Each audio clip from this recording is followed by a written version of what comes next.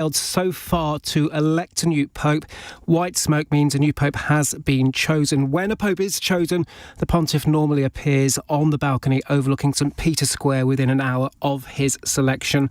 So just to recap, that black smoke has appeared from the vote there, where the cardinals have begun their secret conclave meeting at the Sistine Chapel. The public spending watchdog has warned the cost of asylum accommodation is expected to be more than 3 times higher than first thought. The National Audit Office estimates it'll cost £15.3 billion over 10 years.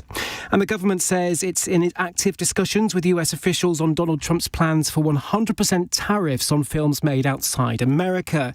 The UK film industry is concerned about the impact freelancers have here. In the city, the FTSE 100 is closed down 38 points at 85.59. The pound buys $1.33 and €1.17. LBC weather: cloud cover for much of the UK tonight. A shower possible in eastern areas. A low of 4 degrees. From Global's newsroom for LBC, I'm Daryl Jackson. This is LBC from Global, leading Britain's conversation. Cross Question with Iain Dale. It's very exciting. We've all just been watching the black smoke arise from the chimney in the Vatican. So no new pope yet, but I'm sure there'll be one tomorrow or the next day But it's cross question. If you have a question on the new pope, feel free to ask it. But there's lots of other questions you can ask about today. To our panel, to my left, Dr. Charlotte Proudman, human rights barrister. She's the founder of Right to Equality, an organisation seeking to remove sexist inequalities in the law. She has a new book, and a very colourful one it is too. It's called He Said, She Said, Truth, Trauma and the Struggle for Justice in Family Court. Barry Gardiner is sitting next to her, Labour MP for Brent North. To my right, Emily Sheffield, columnist for the London Standard. And to her right, David Simmons, Shadow Housing Minister and Conservative MP for Northwood and Pinner in West London. So, it's time for your questions on 0345 6060 973. You can WhatsApp us on that number. You can text 84850 and you can watch us on Global Player. Call 0345 6060 973. Tweet at LBC. Text 84850. Cross Question with Iain Dale. This is LBC.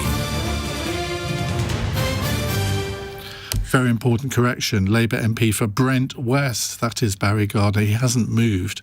Right, let's go to a text question from Gillian in Preston. In PMQs today, Kemi Badenoch challenged Keir Starmer to listen to his own MPs and reverse the winter fuel cuts.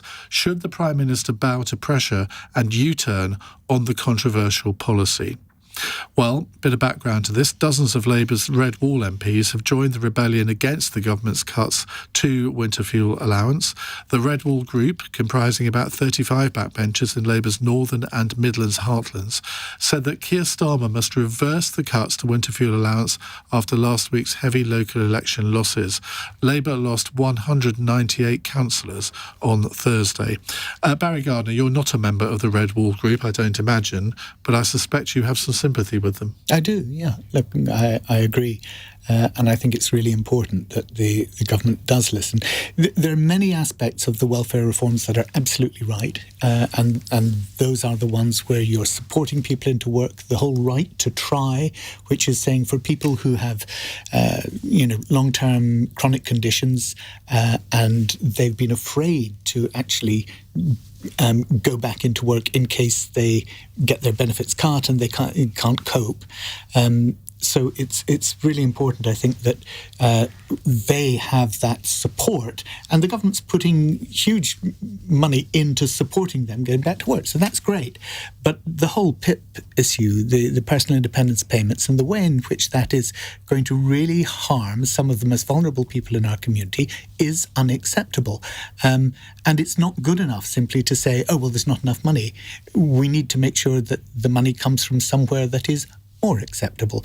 And like where? Because the challenge, I think, for everybody who's against this is to come up, well, I think it's 500 million, I think, that this was going to save. Well, where would you take 500 million from? Yeah, look, I haven't got the government spreadsheet in front of me, and it is for the government to make its own decisions on this.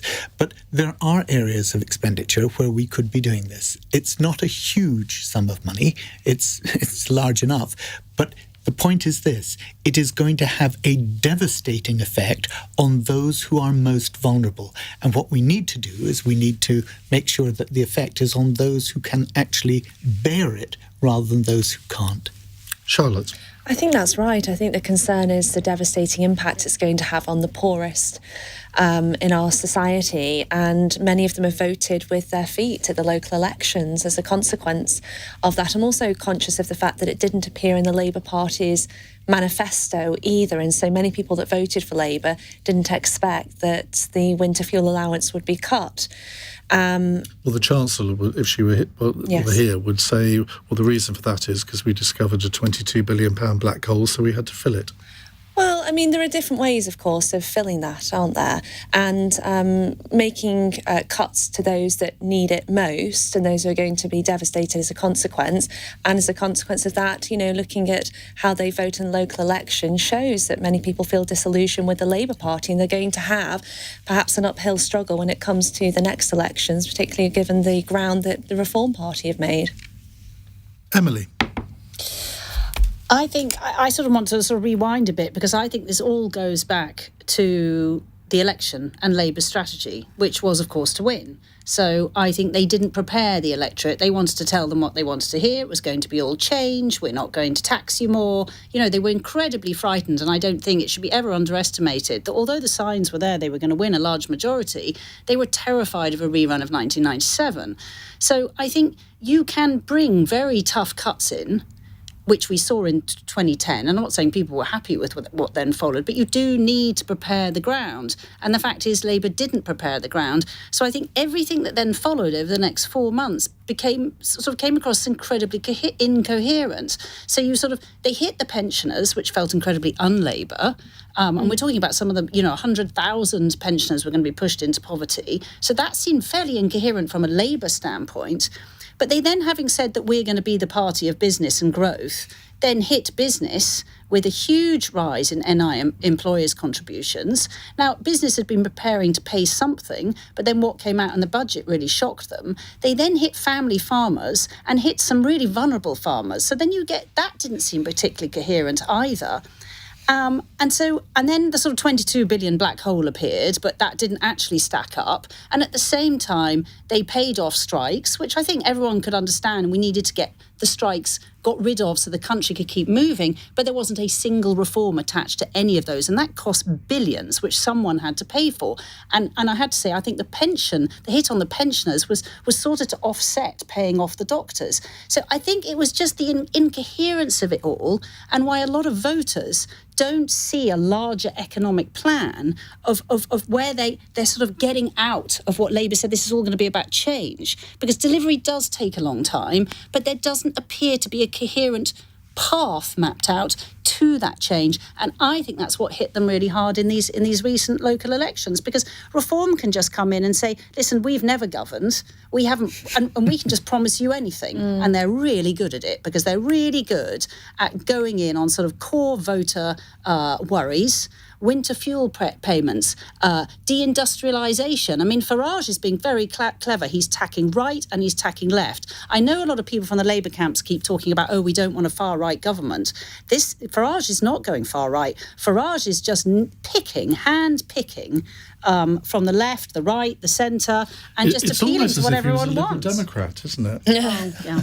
David Simmons. Well, Iain, there's going to be a lot of consensus, I think, in our answers on this one. The two things I'd add: the British government's expenditure is £1.3 trillion a year. So the amounts that are involved in this are quite trivial within that overall context. This is a matter of making political choices. And even in that context, had there been a 22 billion black hole, which clearly was debunked by the Office of Budget Responsibility afterwards, that would be about 1.6% of government expenditure. Totally debunked. I mean, they said there was 9 billion. It's still quite an amount. Again, it's 13 billion reduction. Yeah, okay. If any of us had 9 billion, we'd be very rich people. But they didn't say there was no black hole. That was my point. We could debate the ins and outs of that. But I think the key thing I would like to just highlight is that this is a policy which is a net cost to the Treasury. So by Rachel Reeves's own figures, the numbers of pensioners who've been pushed to apply for pension credit because they've lost the winter fuel payment will end up costing the Exchequer more than the amount that we were spending on the winter fuel payment. That's not quite true, I think David. that's a big concern, that we need to make decisions that are overall in the national interest, and this has the feel of one which clearly isn't. I do think that push on the pension credit, was a good thing. I mean, that was there for people to take up, and they did do a real push on saying to pensioners, this is available. And it is the better pay, right? Because we are talking about trying to cut back on pensioners who do not need this winter fuel allowance. I mean, that's fair enough. I think society feels that's we all fair. know people who actually wondered why they got it, because they were wealthy pensioners and they said, well, I don't need this. And many of them quite rightly and commendably gave it away to charity, and that was great. But I don't think it's true that it is coming back to bite her, because not enough pensioners are taking it up. If all the pensioners who were eligible did take it up, David, then you're right, it would actually be costing the Treasury instead of saving money. But I think they banked on the fact that not all of them would. And that's why I think Parliament really does need to see the impact assessment that we have yet to see. And if I may briefly agree with Barry on that point, I highlighted enough of this. But, I've got constituents who are finding a 9-month delay in their application for pension credit, which clearly is giving the government a bit of a cash flow boost. But if the Chancellor is arguing she absolutely had to do this, there was no other choice whatsoever because she had to save the money, and in fact it's going to end up costing the Treasury more, that simply is another example, as Emily's highlighted, of that incoherence that we've seen in the start of the Can I just do a follow-up question from me on Kemi Badenoch's performance at PMQs? Because, and I want you two to take off your party political hats if you can. I know it's a challenge, but that's a challenge to you. It seems to me she's done much better in the past few weeks and is finding her feet. I thought today she adopted a very sort of deliberate approach with Keir Starmer, and he seemed completely rattled by it. Did you see it that way? Look, I have to confess, I wasn't at PMQs today and haven't watched it since, because I was preparing for Select Committee and in that all afternoon. So the honest truth is I don't know about today. If I'm honest, I would say to you that last week I thought she had a disaster. And I remember, because Caroline always asked me, how was PMQs? And I remember saying to her, oh no, she was really out of her depth, and I thought it was dreadful last week. I mean, David will tell you, but I thought her own backbenchers thought so as well. But she's somebody who does aggression very well. But you feel that it's not always backed she up. She very rarely does that in with PMQs, which I found quite interesting, because I was expecting her to be more rah, and she hasn't really done that very much. David? I agree with your analysis. I think it's certainly been improving, and you can see Keir Starmer's finding it more difficult to deal with the questions that are coming his way. Partly that just reflects the overall position of government. But I think, Barry's been in opposition. My party's getting used to that now. We're having to learn, all of us, how to do opposition effectively, how to hold the government to account effectively. It takes time to perfect that, but I think we can see the impact that that's having, and we can see that in red wall groups of Labour MPs, for example, getting together and saying, right, we need to organise because we need to change the government's policy, not just because of the pressure they're feeling from what Kemi's asking, but also because of what they heard in the local elections last week. Tell you who I thought was the best leader of the opposition at PMQs, and that was William Hague. Fat lot of good it did it. Well, indeed, but actually his performances at PMQs were exceptional, and he'd got a routine, and he actually spoke about it in one of his after-dinner speeches after he'd left office, before he came back again. The way in which he would do a sort of up and under, as he called it, because he'd sort of he would throw in a googly, and then he would move on to the next thing. So he was constantly wrong-footing Blair at that point, and it was exceptionally effective at that stage. But as you say, electorally, he was in too early, wasn't he? But he came into sort of. A lot of people say that Hague was the sort of sadly a leader that went in too early. Yeah. at a time when the Tories were never absolutely, they were never going going to come back at that stage. Yeah. But he made the parliamentary party feel good about themselves, and it's not often an opposition leader can do that. Right, we'll come to more questions in just a moment. 0345 6060 973. It's 16 minutes past 8. This is LBC.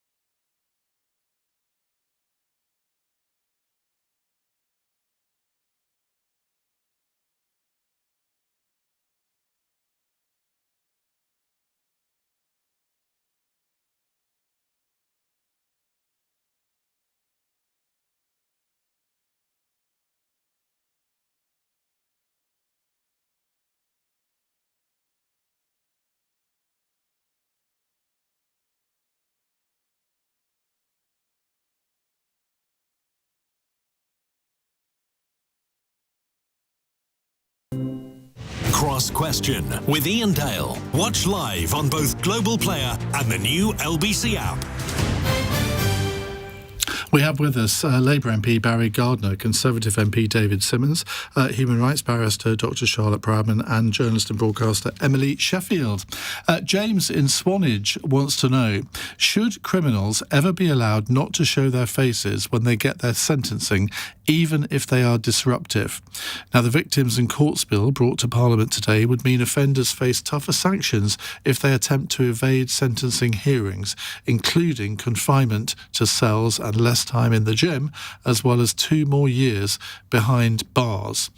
Charlotte Proudman, I guess this is appropriate for you to answer. Yes, I mean, this is something that I've been long supportive of. In fact, even when the Conservative government was in power, I don't think they went far enough, and I'm pleased that the Labour government has gone further.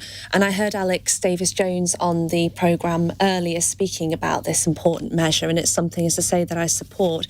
I'm just conscious, thinking about victims such as Sabina Nessa, Zara Alina, of course, who had their lives tragically stolen through male violence, and those defendants were such cowards that they didn't even show their face when it came to the sentencing hearing. And in many respects, it shows not only a disrespect to the court, but also gross disrespect to the victims' families, because, of course, when the victim impact statement is read out, that's an opportunity for them to say to the defendant, look at the harm, damage, tragedy that you have caused. And for some, it's important that they look those individuals in the eye and they know that that has been heard. And of course, when they're not in court, that means that none of that process actually takes place. And for some, it's a cathartic experience, and it also provides closure. And that's the purpose of the criminal justice system. It doesn't work for everybody, but we have those procedures and processes in place for a very good reason. And I mean, the same with Wayne Couzens as well. I know many newspapers won't, in fact, use his name. He doesn't deserve to be named. In many ways, because of the monstrous actions that, of course, he inflicted upon poor Sarah Everard. He also didn't show his face as well when it came to the sentencing hearing either. Case, and sorry, I can't remember who it was, but there was somebody who effectively disrupted the court because he didn't want to be there. Now, from a victim's or the victim's family's point of view, I mean, that would be surely far more. I'm playing devil's advocate about it because I do agree with what you said. But, I'm used to devil's advocate, especially with you, Iain. But the fact is that the victims' families, I think, would be far more upset about any disruptive behaviour by the perpetrator than if they weren't there at all.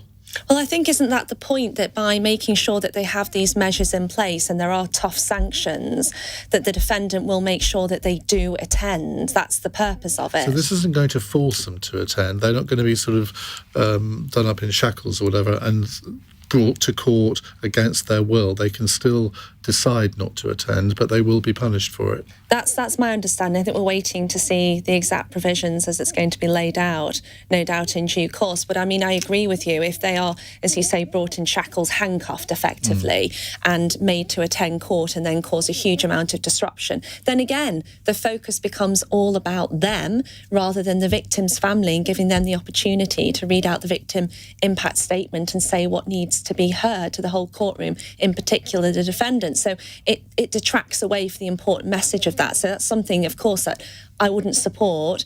But I think the tougher sanctions, hopefully, will make it very clear to them and send out a strong message that they will be present. Otherwise, the consequences of the law will follow. David Simmons sounds eminently sensible, doesn't it? It does. It's something which I know we looked at when we were in government, and from my own experience as a magistrate, clearly dealing with much less significant decisions than the ones Charlotte's just described, I can see the benefit of this. You know, if you're somebody who's been a victim of domestic violence, the case has been heard, the person's been found guilty, being able to see that justice is being done and a sentence is delivered can be an important part of the recovery process. So it is important that defendants get that message, and it feels to me like the direction that we've heard outlined is the direction that I think we would have gone in had we still been in government, and I think it is the right direction for the government to go in now. Emily? Well, I think it's interesting because I've been talking quite a lot, whenever anyone allows me to, in broadcasting terms, talk about the grooming gangs. And obviously some particularly vicious men went to prison. And because of the way sentencing works at the moment, they get automatic parole, 50% into their sentence. Now, part of how you judge, so I then did quite a lot of research into what what counts as parole, what you need to sort of prove in prison as parole. And one of those, obviously, is understanding the depths of your crime and the effect it has on a victim. So it seems to me that being there to listen to that victim statement, to look the family in the eyes, surely is the absolute must in that first step towards parole. Because I think what is quite worrying, having looked in some detail around some of these men getting out 50% early and the horrific nature of their crimes, is that it feels like, and I've got absolutely no proof for this, but sometimes that parole seems a little shaky. Yeah, Because you're literally, some of them were only resentenced for another crime. Because you get multiple sentences as those crimes are investigated, and yet they were out 2 years later. And you're like, hang on a second. So within 1 year, they suddenly totally understood their crimes. So it just feels this is a good move. It feels like this surely is an absolute must on that step towards parole. I think the parole board that you mentioned is actually... I don't want to say anything rude about the parole board. I know they're very underfunded and it's very difficult. Well, no, actually, I think that very simple measures could be introduced which wouldn't cost a huge amount of money, and that is allowing the victims to attend. As you say. Yes, that's the thing I discovered. It's very hard for the victim to attend. Yes, correct. There's all sorts of Kafkaesque ways to get through. And often I was speaking, it became very clear in the press that a lot of these grooming gang victims should have been told that these guys were getting out 50% early, and they were suddenly finding them in their local supermarket. Now, that really isn't right. Well, from my understanding, from speaking with victims more recently, was the case of Ali Wilson, for example, who's a rape victim, and her rapist was before a parole board. To be fair, as in Scotland, I should point that out to those that are listening. And she challenged the fact that she wasn't even allowed to attend. So what you're describing in terms of the defendant looking her in the eye, that's showing the rules remorse. Being read wrongly, as you will know, they are allowed to attend. She wasn't Kafkaesque to try and get to it. She had to complain about it, and unfortunately she did. And there's actually a BBC documentary coming out about her incredible journey and the tenacity that she showed. But in other cases I've come across where victims have fought for the right to be present, they've had to sign an NDA not to discuss what happened during that process. They can't discuss it with the media or anyone. Journalists also have the right to attend, and it is kept quite hidden because journalists have the right to attend those and report on them. Where's the public record of them, though, so that journalists can attend? There isn't one, is there? No. You probably know better than me. No.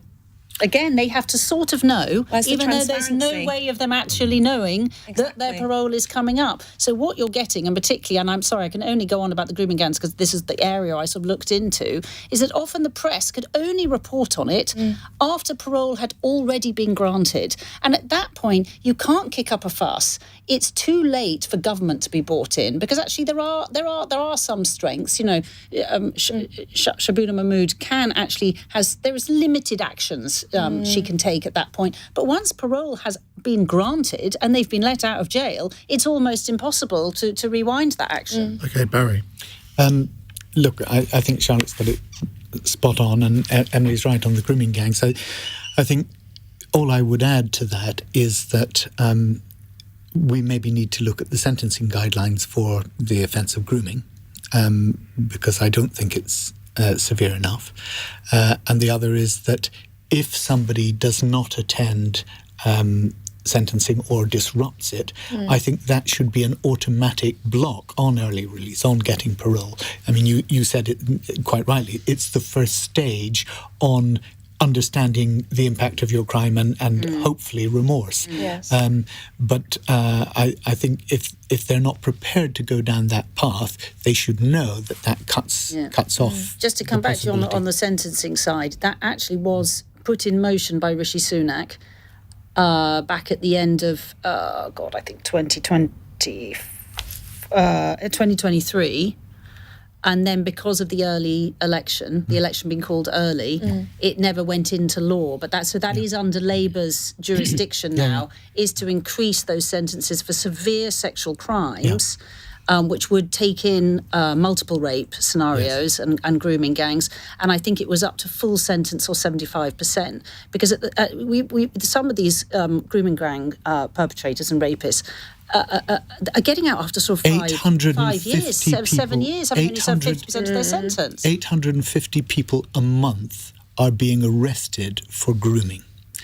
That shows the sort of epidemic we have. So 10,000 a year. Yeah. Absolutely. Wow. This is an epidemic, and that's why we need much more public awareness and debate about it. But I think we also need much tougher sentencing. Are you pro an inquiry then? I've said I would be very happy with an inquiry. I actually think.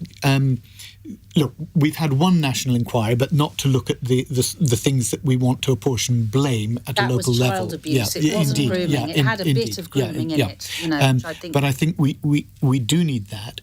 But I think I would be in favour of having local inquiries, because my own view is that if you have local inquiries, you're more likely to get to everybody who is involved than if you have one big national inquiry. Well, no, they haven't. No, we've got that, and that's the problem. The problem is that some of the people who perhaps had been involved are now able to block them having it. And that's why I think I think the government should direct that there will be a local inquiry. I think there should be external people conducting that inquiry, but it should be local, because then local people who've been involved or who have information can come specifically forward and tag those who were responsible. I'm concerned about local inquiries, as Barry, I think, rightly points out, that there are individuals that have had a role to play, potentially, even on the periphery. Some, I think, with more powerful, perhaps important positions, have been involved in, I don't know how to frame it, a cover-up of the grooming gang. And then if they are involved and integral in the inquiry, that suggests to me that, well, how much confidence, faith and trust are the public going to actually have in that inquiry? So, I mean, my view is there should be a national inquiry, and I don't even know why we are still having this conversation. Well, I think there are certain things we want to see, because there are so many inquiries that go on, and just from my limited knowledge, one, you want to not let an inquiry run on for years and cost millions. I think that's you want a time frame around it. Actually, it's a very limited scope. Why are we doing this? What are we trying to? And some of these inquiries seem incredibly broad. The other thing that I found, and this was when I was sort of working with the Conservative Party, and it was just looking back over, doing my own research back over various inquiries, is that often an inquiry came in, it made some brilliant suggestions. Often it can take a long time for those suggestions to work their way through either legislation or through police. And often with very, very good intentions, people set about putting these recommendations into place. But what you don't tend to get is 8 years later is someone going back and saying, right, the police were asked to do all these things. Yeah. How has that actually worked? Has it been successful? Okay. Shall we look at it again? It's because it costs money, isn't it, ultimately? A lot of it's a resources question. Well, we've got a follow-up question on this, which we'll come to in just a moment. But let's get the news headlines first at 8:31 with Daryl Jackson. Black smoke's appeared out of the Sistine Chapel chimney, indicating no pope's been elected on the first round of voting. It means the conclave will vote again tomorrow. Pakistan's High Commissioner has urged British Pakistani community to remain peaceful in the wake of strikes on Kashmir. A number of protests are taking place across the UK following an exchange of fire between the two countries. Environmental experts have declared a medium risk of drought in England this summer after the driest start to spring in almost 70 years. Farmers are struggling to grow crops. LBC weather: cloud cover for much of the UK tonight. A shower possible in eastern areas, but generally clearer in the west, a low of 4 degrees. This is LBC.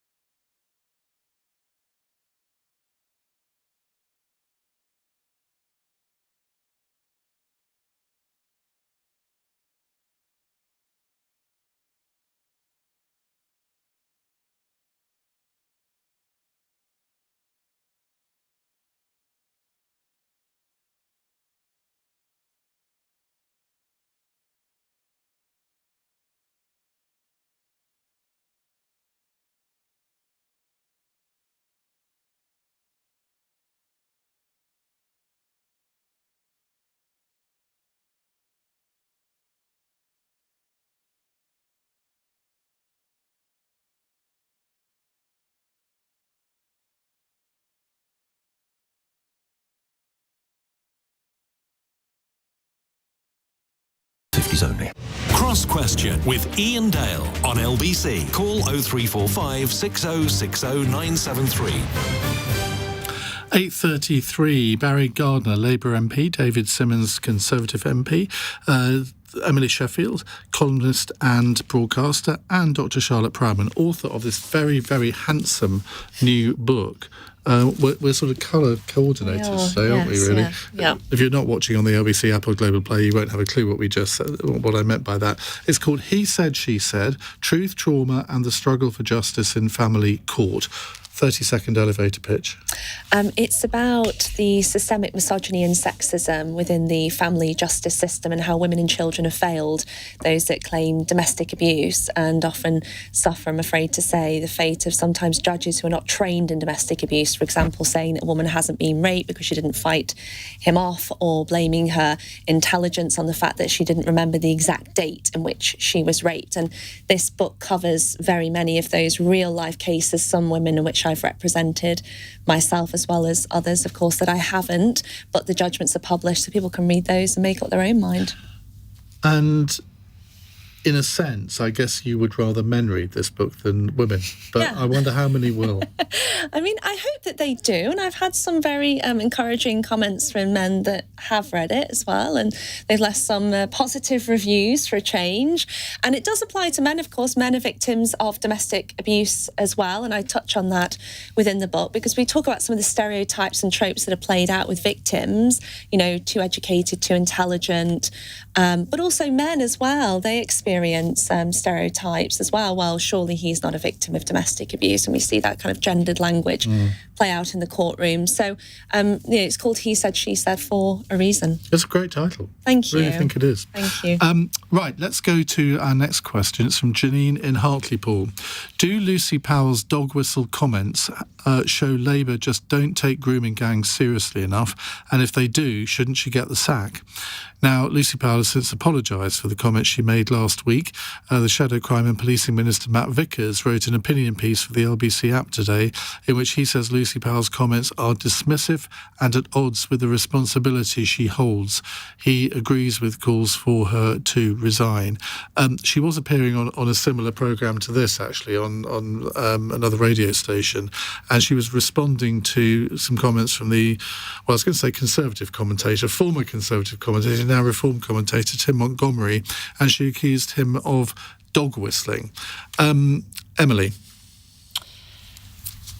I was in a television studio actually when the grooming gangs first came up, and for whatever reason, I don't really understand why, I think Labour were having quite a sort of bad time. This all came up at when Labour was feeling like we've been in power and we are really under attack. This is not going well.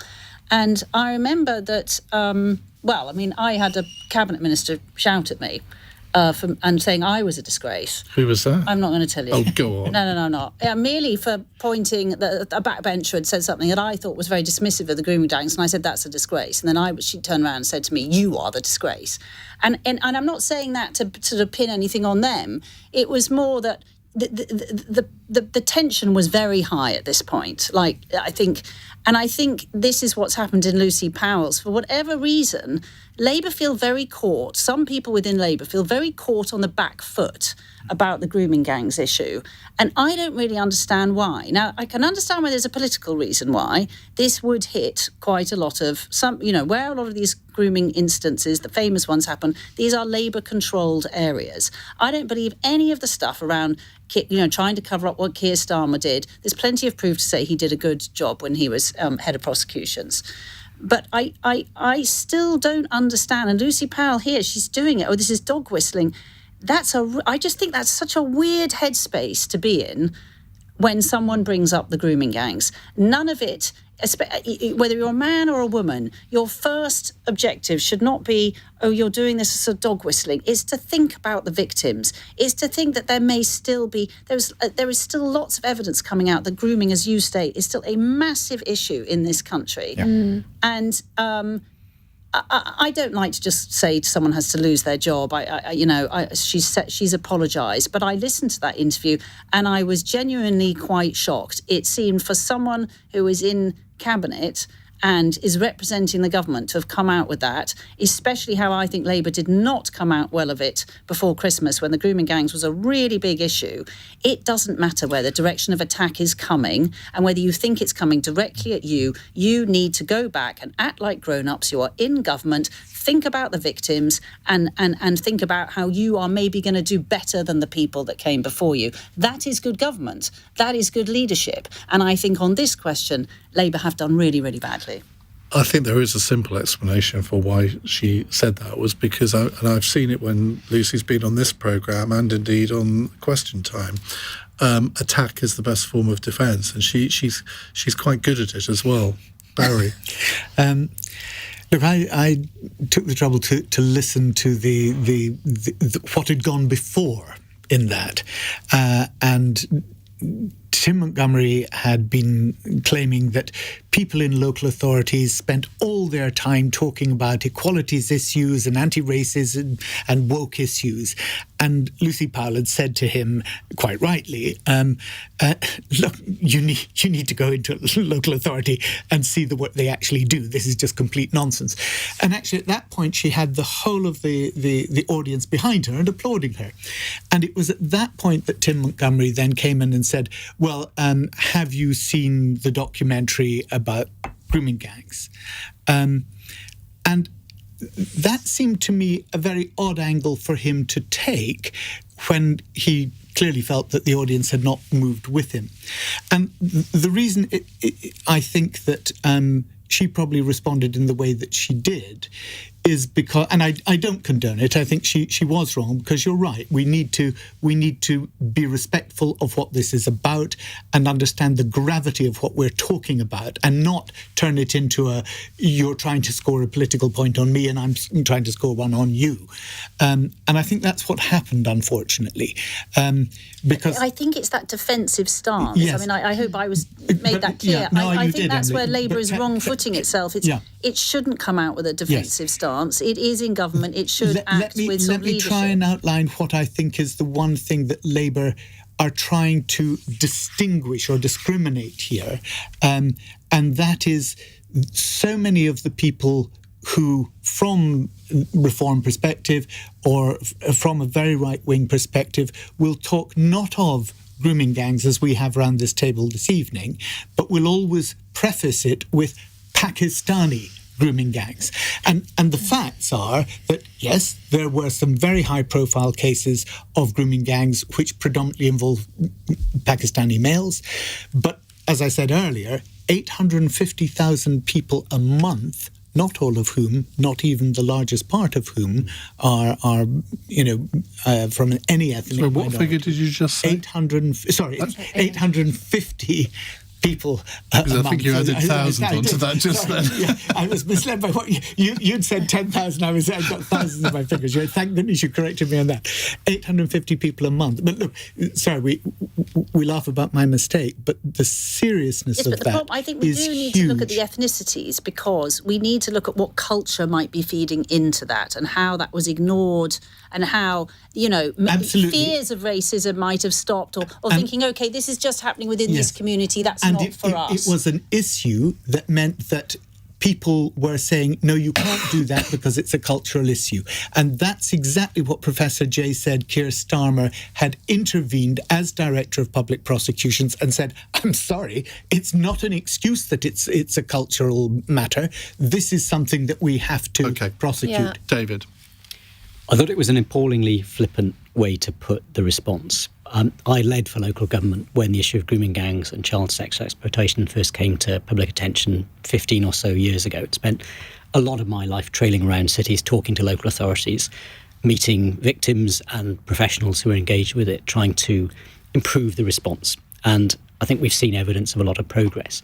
I've got some sympathy with what Barry is saying. One of the challenges has been the oversimplification of this. We know people who are convicted of child sexual offences are overwhelmingly white men, but there are particular subsets of that. And I know in the local authority where I was a councillor for 24 years, we had gangs that included people of all sorts of different ethnicities.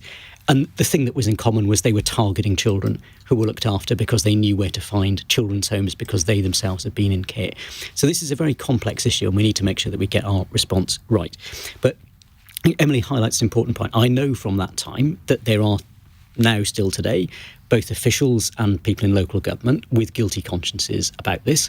That will have been a factor amongst some people in Parliament and their response. We know historically different political parties have engaged with different communities for political advantage, and that's come back and bitten them in different ways.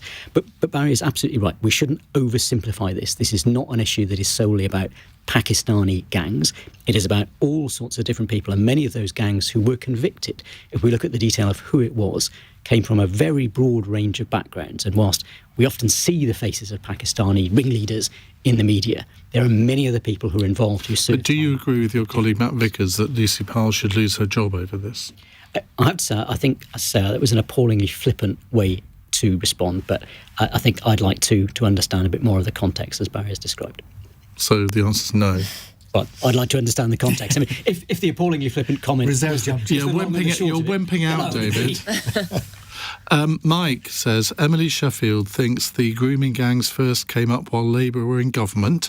Like this came to light in the last 10 months. Are you going to let her get away with that? No, Yes, I am, because she's talking about the period at the end of the last Labour government, which is when a lot of these cases did come to... Yep. Nobody's blaming a Labour government for this, but it just factually it was just that it came up before Christmas is what I meant. Yeah, and it came back into, we're all well aware this has been going on for a very long time. I just thought, I watched the Grooming Gang documentary, was it last week?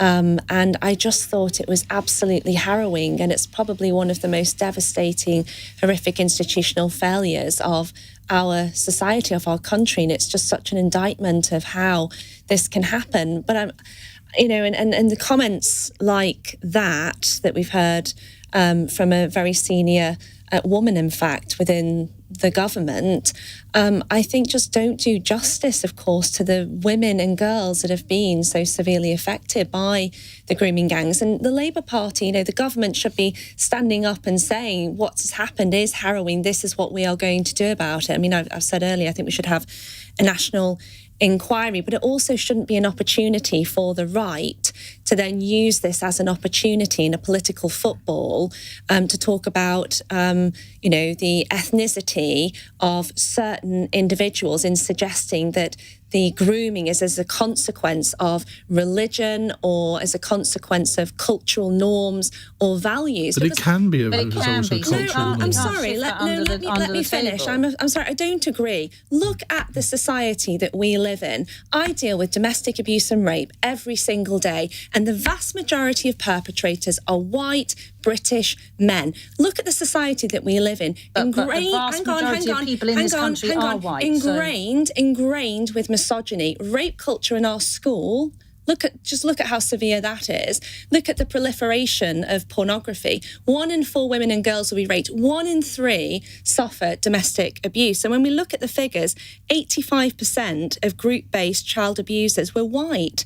3.9% were Pakistani origin. Yes, of course, there's an issue, but I don't think we should start blaming cultures or religions. I mean, that type of language is very ethnocentric. 95% of the grooming gangs from a Pakistani background, they were committing offences against white girls, not girls from their own background. Now, I think it is a totally reasonable question to ask why that is.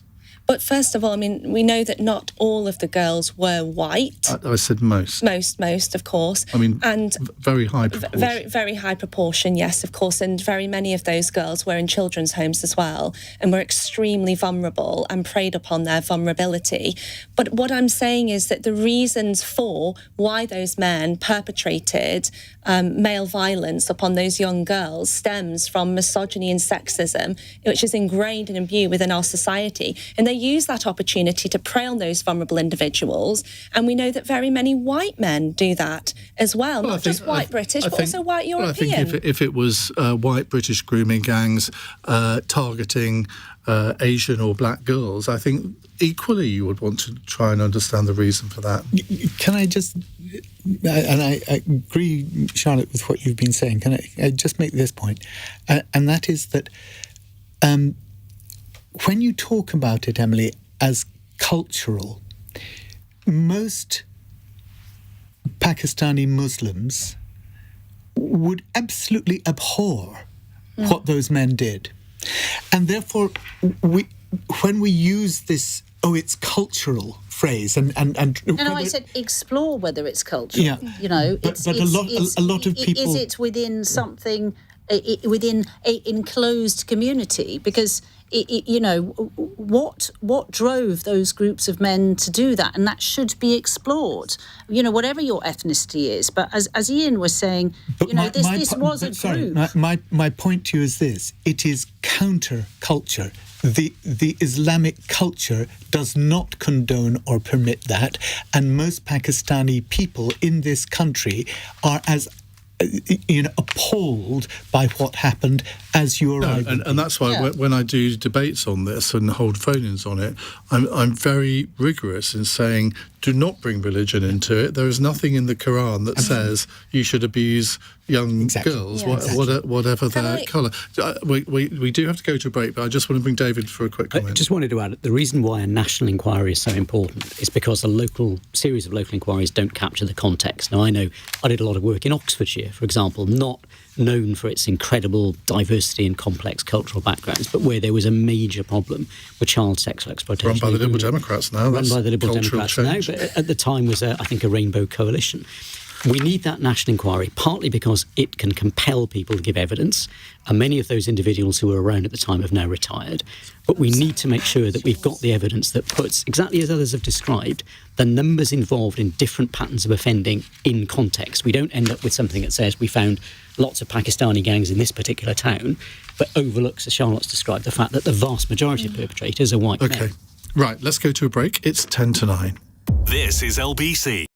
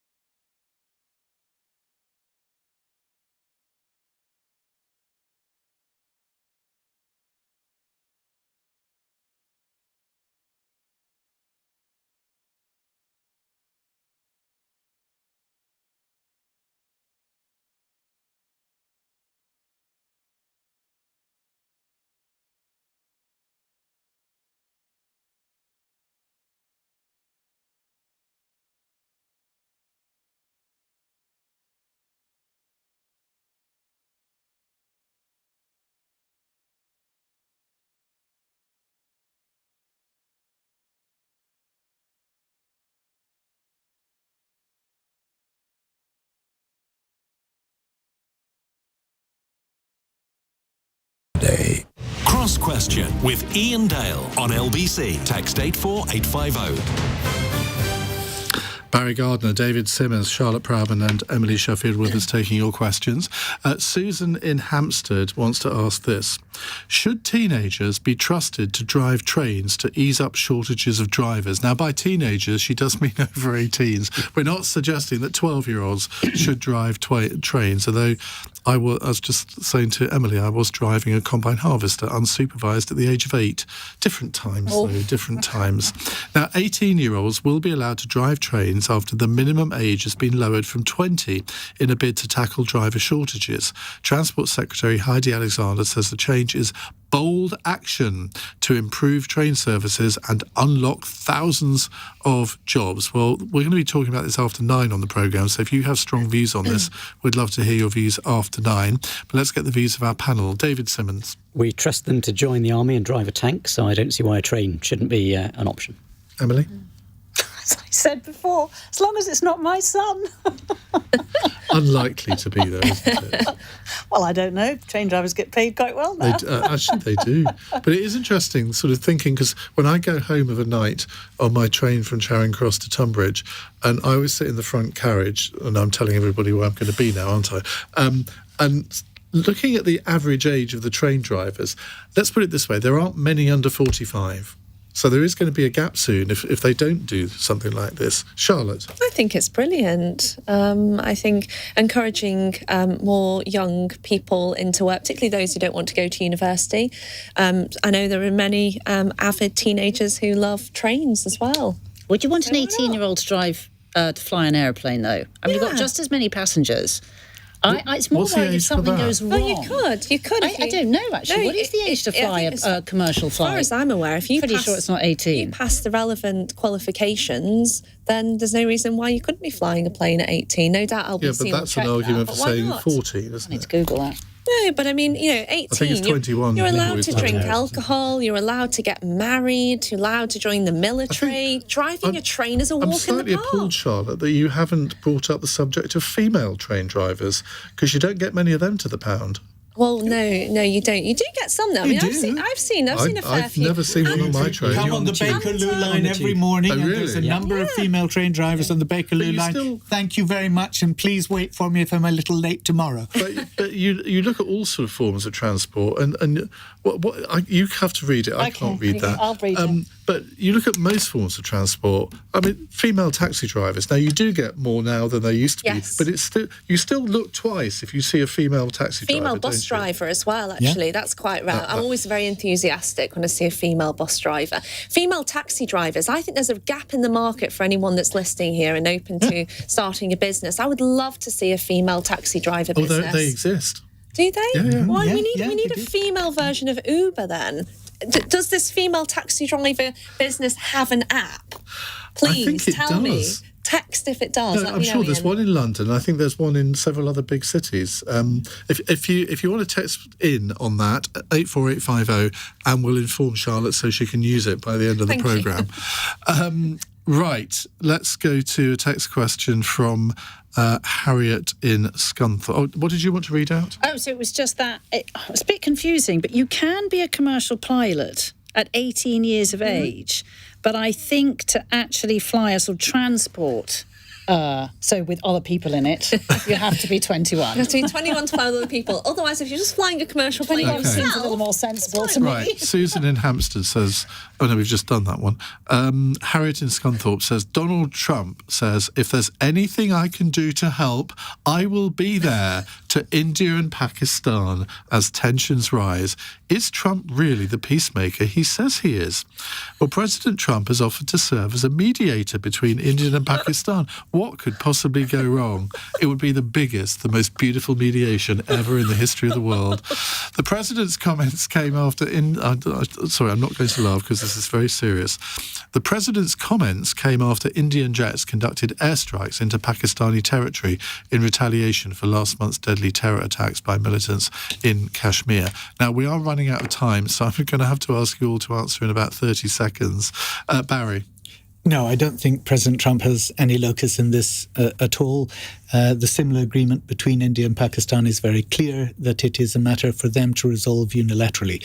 At the moment, the terror attacks that took place have had their response from India, quite rightly in my view.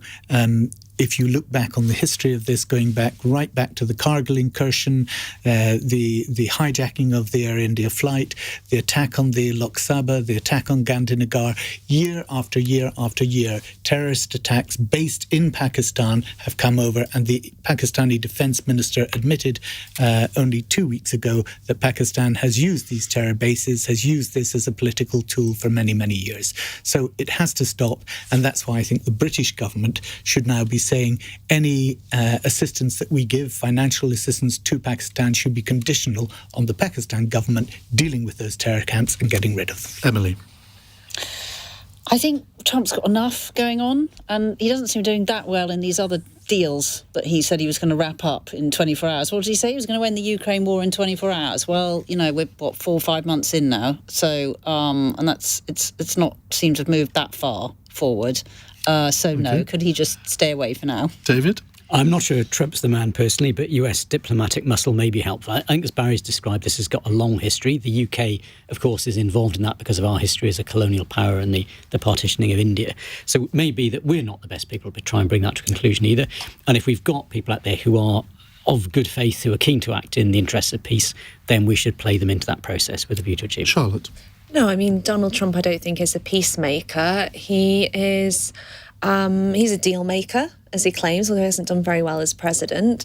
And he's also someone who does very well in terms of his, celebrity status and his sensationalised hyperbole, and people enjoy watching him. But I think he's likely to be a recipe for disaster rather than making peace. Bruce says, Carry On Cabby was about female cabbies led by Hattie Jakes, who was a neighbour of mine as a child, believe it or not. That was wonderful. And Charlotte, APL Cabs in West Drayton. That's your cab company, apparently. Thank But I'm you. not sure. Yeah, she doesn't even know West Drayton No, I do know where is. it is. I'm just thinking it sounds very far from where I live. Well, there you are. Right, our fun question from Marion in Finchley. Black smoke emerged from the chimney on the roof of the Sistine Chapel, meaning that no pope was elected in the first vote of a Vatican conclave. What's the most nail-biting thing you've ever had to wait for? Now, while you're thinking about your answers, the conclave to elect the next pope will resume tomorrow. The inconclusive result was expected, given that for the past few centuries, no pope has been chosen after the first round of voting. So the most nail-biting thing you've ever had to wait for, Charlotte?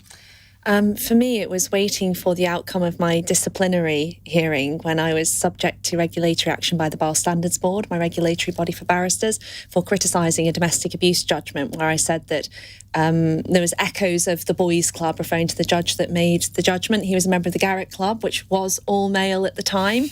And then I was subject to 5 charges, almost 3 years investigation, and was faced with risking my ability to practice, my practicing certificate. So huge consequences, plus potentially a £50,000 fine, plus costs of almost £40,000. So you can imagine, I was on tenterhooks waiting for that. So I turned up at the tribunal, and I was just thinking, God, just please get this over, and I'm just waiting and waiting and waiting. Then I walk into the room, and then, classic judge, and of course, utmost respect for him, but, reading the judgment, and I'm thinking, when will we get to the end?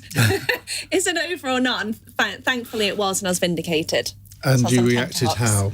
I reacted how by doing a piece in the Daily Mail, followed by the Times, and calling for the Director General and the Chair to step down or be sacked. So, classic Charlotte Proudman troublemaker way. Right. Barry. Follow that. No, look, it was obviously the 1st of May 1997, not exactly almost 28 years ago. And that was when I was first elected to Parliament, and waiting for that vote and seeing the piles edging forward, as anybody who's been to a count knows they do. There's a sort of, they put them in bundles of 50, and you see your pile getting longer and then their pile getting longer. So that was pretty nail-biting, but again, that came out the right way. David? Well, politics is full of cliffhangers, but I think waiting for the birth of my children was probably the most of a cliffhanger, and thankfully all went absolutely fine, and they're thriving. Emily? Cause a few political ones. Waiting to see if my brother-in-law was going to become Prime Minister. Everybody's thinking, who's her brother-in-law? David Cameron, sorry. And I was in France at the time, so that was a real nail-biter. And then it sort of wasn't, you weren't really sure, so then it was kind of weird. It was 5 days of nail-biting, wasn't it? Brexit vote, really felt that. And my recent son's GCSEs results was probably the most terrifying. Did it all come right? Just about. He's not listening. Right, thank you all very much indeed. We will move on now, because we're going to talk more about what the minimum age for a train driver should be. Oh yes, we are, for those sniggering out the back, because 18-year-olds will be allowed to drive trains after the minimum age was lowered from 20 in a bid to tackle driver shortages. Now, it is quite clear that most train drivers are, I would say, over the age of 40, possibly over 50, certainly the ones that I see on Network South East, or whatever it's called nowadays, South Eastern Railway. So would you be happy to be driven by a train driver who is only 18 years old? Because most train drivers are alone in the, what's it called, where they, not the carriage, the cab, in the cab. Would you be comfortable with that? 0345 6060 973. On your radio, on the LBC app, and Play LBC. leading Britain's conversation. This is LBC. From Global's newsroom, black smoke's been seen rising from the chimney of the Sistine Chapel, meaning a new pope has not yet been elected. 133 cardinals will continue to vote tomorrow until a 2/3 majority decision is reached.